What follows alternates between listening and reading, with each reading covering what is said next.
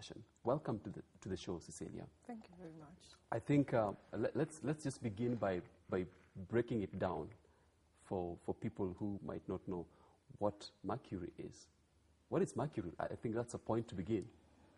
Yeah, it's an interesting topic because it's a bit technical, and I would want to make it very lay. And mercury is actually a heavy metal. It's a heavy metal. It occurs naturally in the environment. And for what is commonly, people know it as a silver liquid. It's a silver liquid metal. So when we were going to school, I remember you using thermometers and pressure machines.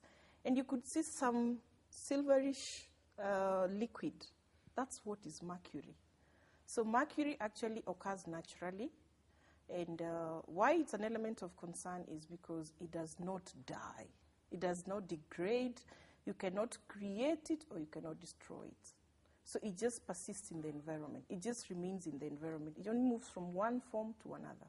You know, looking at that, the feature that we just watched, I got a feeling that mercury is actually in almost everything that we use. Nearly. I could see bulbs there. I could see batteries there. I could see switches and sockets. Yes. We're talking about hospital equipment. Mercury is actually in every element, almost every element, I could say, of our lives. So why is mercury especially a concern? Mercury is specifically a concern because, like we have mentioned, it is neither created nor is it destroyed. So what it does is that it affects the environment, it affects the human health. To be actually very precise, mercury is a neurotoxin. It affects the brain and the nervous system. So why it is a concern is that I and yourself and the other people will be affected. And especially for the fetuses, the pregnant women who are the people who actually are at greater risk. So like you have just mentioned, mercury is in many areas of our lives. And from the footage you've just noticed, there's gold mining, there's a lot of mercury used there. There are lamps, the fluorescent lamps we use, they contain mercury. And there are many sources. So it's a concern for everybody because we're using it in our daily lives. But you remember in the video, you mentioned that mercury is naturally occurring.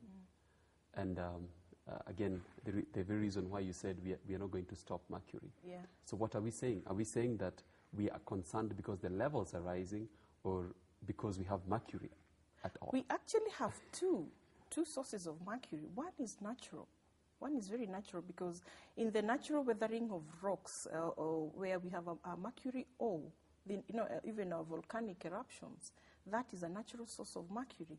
Maybe there's very little we can do about natural sources of mercury, but we have another concern of man-made sources of mercury, and that's what you're talking about, like the devices you just mentioned earlier, like for the fluorescent tubes, you're talking about switches, you're talking about thermometers. Now that is where we have man-made sources of mercury to the human health or environment.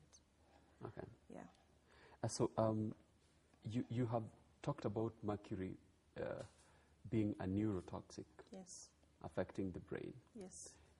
Have we gotten to that point where we can be able to tell David is being affected by mercury? In severe levels of mercury exposure, yes. And this will be apparent in areas where we know this heavy or the communities around there are using a lot of mercury, like in the artisanal small-scale gold mining in our western belt, Migori, and largely like Migori.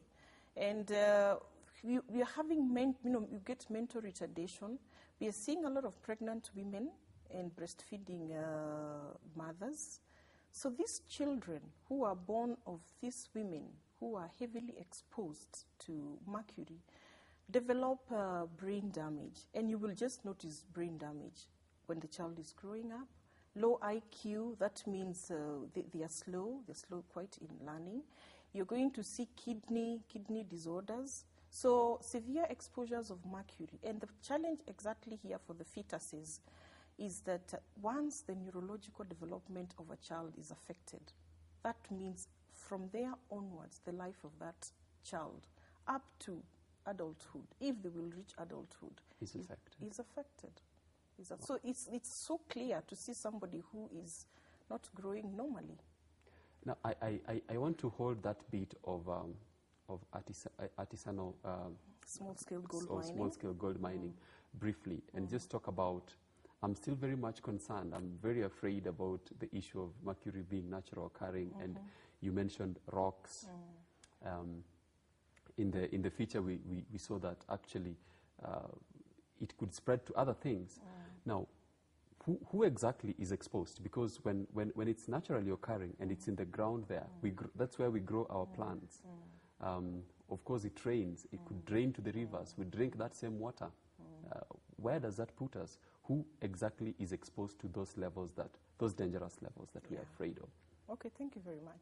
Like I mentioned, the natural occurring mercury has to be where a mercury ore is weathering. You know, there are those rocks that are known to be mercuric and they are weathering. Weathering is a natural process. And even volcanic eruptions. I think in Kenya we could be not very badly off because we're not having those recurrent volcanic eruptions. So why our major concern is on the man-made sources of mercury. And why you don't need to, I don't want to shock you really, but it's a growing concern, is when the quantities of mercury are rising every day because of what are these sources that we can prevent, I think is what we need to be careful about. Because what we cannot prevent, that is natural, we may do very little about. Because what will you do about a volcanic eruption? Nothing really. It's nothing really. But you can do something about... Wait and see it happen. Really? And maybe move to safer grounds when you know it's just about to. But ideally, our concern here is what is preventable. What is it that we can do? And that's where the man-made sources of mercury or uses of mercury needs to be curtailed or eradicated. Man-made mercury and natural mercury. Is there a point, or are there activities that we say could accelerate the levels of natural occurring mercury, or are they controlled naturally? The ecosystem controls itself? There's something we call primary mining of mercury.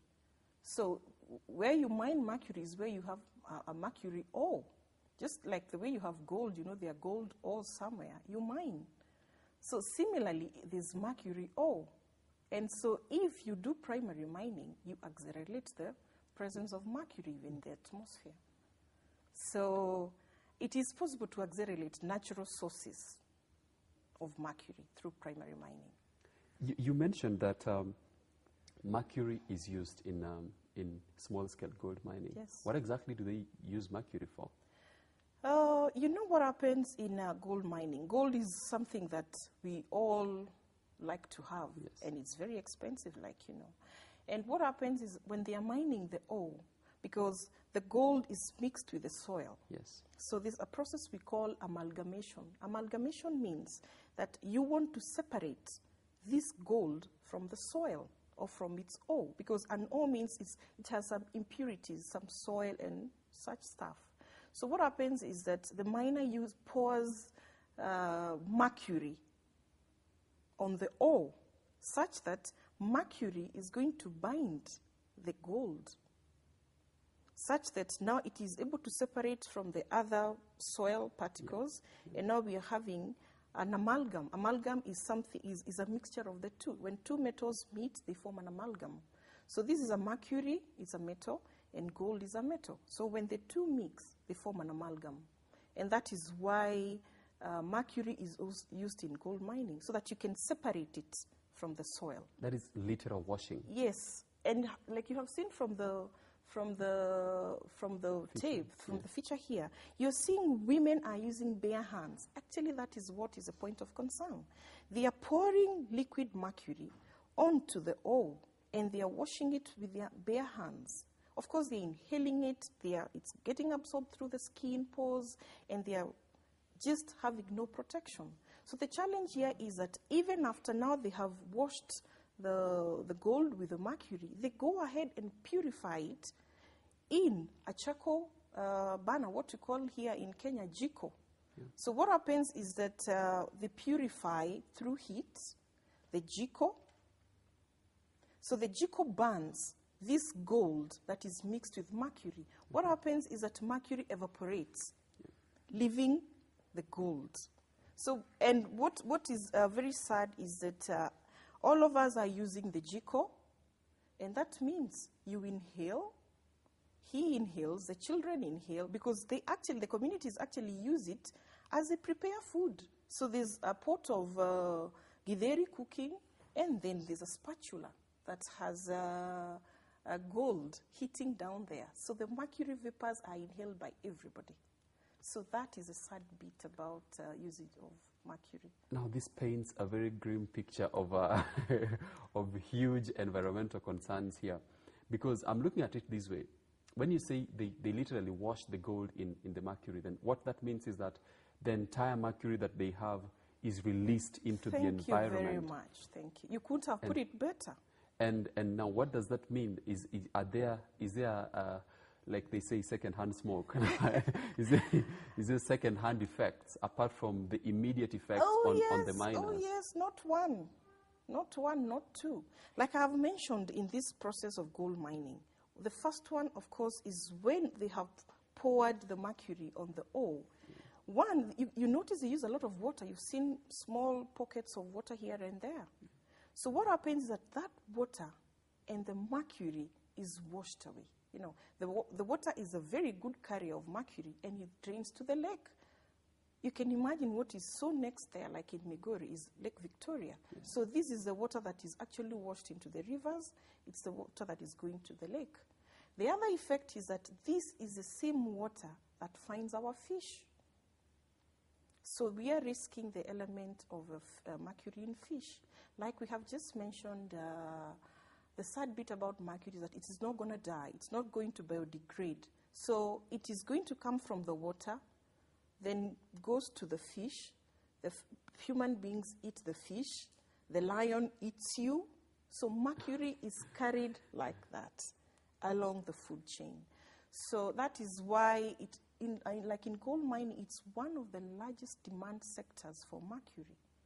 And it is, that's the way it goes to air because of heating. Yes. And even when it's just naturally now occurring there, it's going to the air. So what you're saying is mercury remains mercury. Yes. Whether it's heated, whether it's in solid, whether it's in whichever state, able to stay whatever process it goes through, it remains mercury. It is able to relate well with other things. It's able to stay in an elemental state like a metal. It's able to go into an organic form through action of bacteria. It's able to assume many other forms. It can interact with the environment that is around it. Wow. Well, I hope that we do not get eaten by lions in that cycle, that we are safe. But you have talked about Migori specifically. Yes. Are there other areas in Kenya where you consider as, should I say, hotspots? I think a few areas, release? yes, there are a number of hotspots. Where we are having artisanal small-scale gold mining is a big hotspot. Like I've mentioned, there's so much use of mercury, and it's really sometimes uncontrolled. The other sources of mercury we mentioned a little earlier would be like when measuring devices, the hospital measuring devices, you're looking at the pressure machine, you're looking at the temperature machine, the one that you do the fever thermometers. Yeah. So as long as they have mercury, what they do at some point, they will break. In the process of storage, where do you store them? It's spillage of mercury. You know, when it breaks, the mercury spills on the floor. So we are looking at this as a hotspot. We are looking at where we're having medical waste. Medical waste is exactly what, like I've mentioned, if you're having a broken thermometer, if you're having a broken pressure machine, where does it go? It goes to a dump site. So that's another hotspot. We are looking at incineration.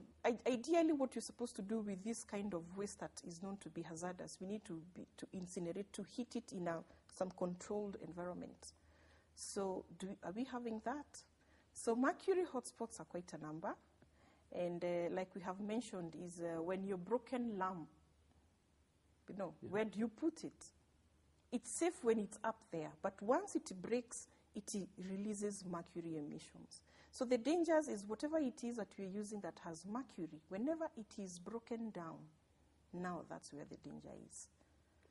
Wow, you talked about fish, Yeah. mercury being released into the lakes, and Yeah. that's where our fish is. That reminded me that a while back I talked to someone who was telling me that mercury actually, the levels of mercury actually rise in fish. They rise higher in fish than even the water. So you could actually realize that the fish you're eating is more toxic than the water where it's living. I don't know if there's any